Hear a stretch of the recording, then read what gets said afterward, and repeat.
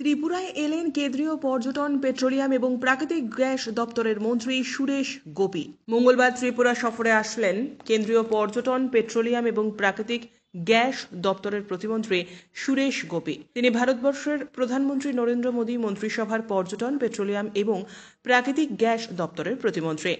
3 দিনের ত্রিপুরা সফরে আসলেন তিনি। এদিন আগরতলা মহারাজা বীর বিক্রম আন্তর্জাতিক বিমানবন্দরে ওনাকে স্বাগত জানান ত্রিপুরার পর্যটন দপ্তরের অধিকর্তা সহ অন্যান্যরা।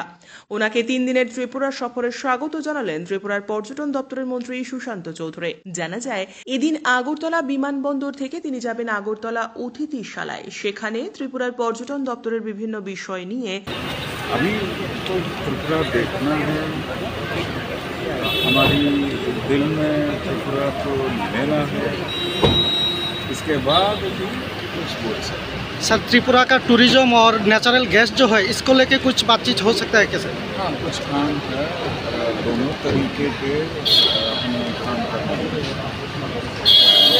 पिछले 5-7 वर्ष से ये काम हो रही है, चल रही है, लेकिन कुछ आगे बढ़ाने की दायित्व हमारे ऊपर पड़े हुए हैं।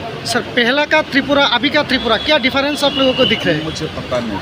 अच्छा sir, I have to go for a reality check and then thank you sir, thank you. और पहले का और अब का और फ्यूचर का ऐसा हम काम नहीं कर सकते। जो कुछ अब की आवश्यकता जो है उस तरीके आगे चल के एक 25 या 50 वर्ष के लिए क्या कर सकूं अब वो भी कर। ঠিক, থ্যাংক ইউ, থ্যাংক ইউ। দপ্তরের মন্ত্রী এবং আধিকারিকদের সঙ্গে বৈঠক করবেন এবং এদিনই তিনি আগরতলা রাজবাড়ি তথা Tripura state museum, Ujjayanta palace পরিদর্শন সহ ভারত বাংলাদেশ সীমান্ত চেকপোস্টও পরিদর্শন করবেন।